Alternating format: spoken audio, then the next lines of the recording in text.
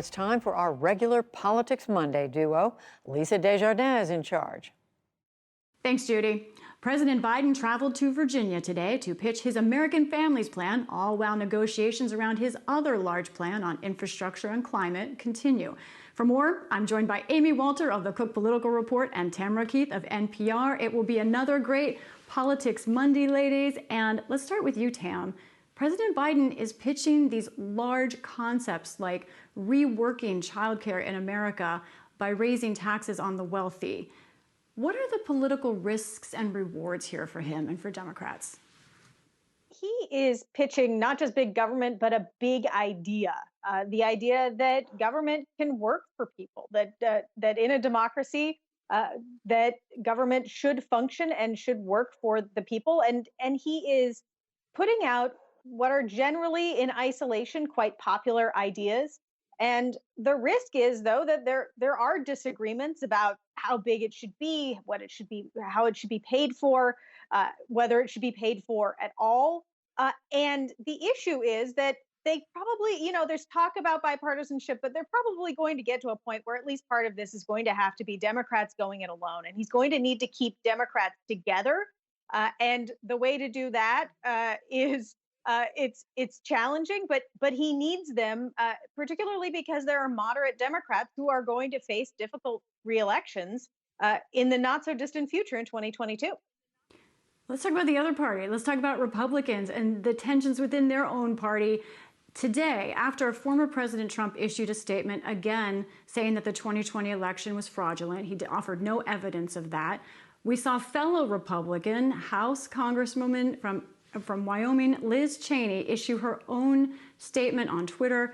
Listen to these words. She wrote, the 2020 presidential election was not stolen. Anyone who claims it was is spreading the big lie. Now, there is talk of whether Cheney can again survive as the #3 leader in the House Republican caucus. My Republican sources were even texting with me about this. And this is at the same time as we saw this similar kind of reaction in Utah at the Utah Republican State Convention when Senator and former Republican nominee for the presidency, Mitt Romney, took the stage. Here's what happened.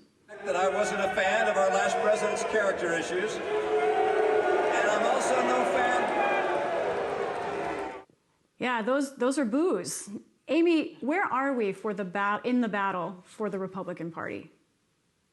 Well, the battle's over, Lisa, and Donald Trump won. It is Donald Trump's party. There are some stragglers who have continued to speak out against the president, as you pointed to, Congresswoman Cheney, but they are a very rare commodity right now. Many of them are already facing primary challenges. Many of them there aren't that many, but the ones who are there could lose their primaries or get redrawn out of their districts in redistricting. And we saw most recently there was a special election this weekend in Texas to fill a Republican seat, not an overwhelmingly Republican seat, but still a Republican-leaning district outside of Dallas.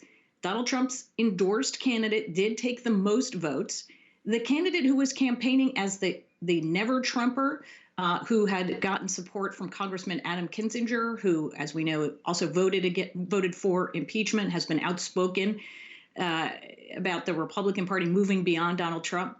That candidate got 3%.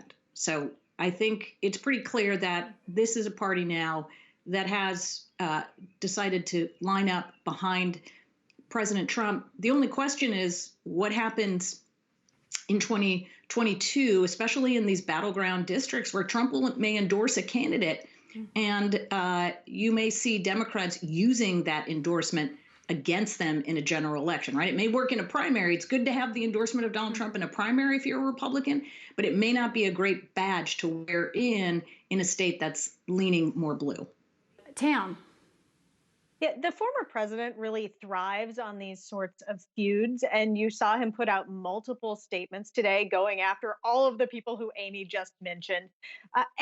And part of this is he's trying to maintain relevance. He's trying to maintain control over the party. It's clear that the never Trumpers don't control the party, but it's not clear that Trump will ultimately be the standard bearer or if they will find someone else to sort of lead the path forward. And today he put out this statement where he said the big lie shall now forever be known as the election fraud, of making a false accusation about the election being stolen from him.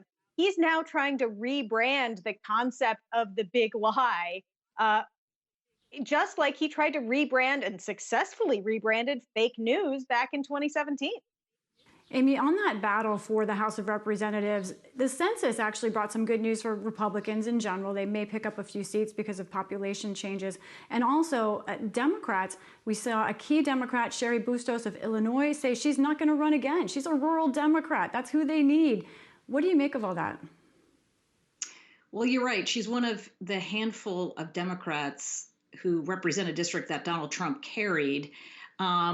But I think what the bigger challenge for Democrats, as you pointed out, is the fact that when it comes to redrawing these lines, Republicans have more opportunities to draw themselves good lines, or on the flip side, to draw out Democrats. And so we're hearing a lot of names, Lisa, of members right now, especially in places like Florida, who they know if you're a Democrat that the line drawers are coming for you. And so we're likely to hear folks there announce their retirements, potentially running for governor, running for other statewide offices. And that's the real issue here for Democrats coming into 2022. They've got history working against them. Traditionally, it's almost impossible for the party in the majority to pick up seats. They only have a 5-seat margin as it is. They don't have the control of redistricting in as many of these big states as Republicans do. So I think the retirements are really a reality check. Many of these Democrats know that their districts are probably going to be a lot unfriendlier in the next election. Tam, finishing this up, I want to talk about the politics of vaccines and vaccinations. You've been reporting on a focus group held by Republican consultant Frank Luntz, who was talking to people who were vaccine hesitant, but then ended up deciding to get the vaccine. I want to play some of what those people said about why they changed their minds. I shifted my focus from myself to other people, to herd immunity, to a bigger picture outside of just this bubble. And that was when I decided to get the vaccine. I came around because people are going to want to do things that they're not going to be able to do without the vaccine. Tam, briefly, as we wrap up Politics Monday today, what's the message that politicians like President Biden should get about how they encourage people to vaccinate? These are really, truly personal decisions. And for Lauren there, and I watched a previous focus group where she was a part of, where she was very hesitant. For her, it came down to things that she wanted to do in her life, including going to Yankee games. So for some people, it's about what opportunities vaccination opens up. For other people, it's about overcoming fear. And what I heard again and again is that doctors, your personal doctor, was important for many of these hesitant folks to come over and get vaccinated. And the Biden administration is well aware of this. And I talked to a top official who says that they are working hard to get vaccines into doctors' offices, though that continues to be a bit of a logistical challenge. All of this, so many important topics. Thanks to both of you, Amy Walter, Tamara Keith. You're welcome. Interesting about getting vaccines into doctors' offices. And tonight on the PBS NewsHour Online, 16 states and Washington, D.C. have legalized recreational marijuana over the past several years. But what happens to people with lingering drug convictions? We talk with experts and people with criminal records about the barriers these convictions create and some of the new proposals on the table to help them expunge their records. You can read more right now at pbs.org/newshour.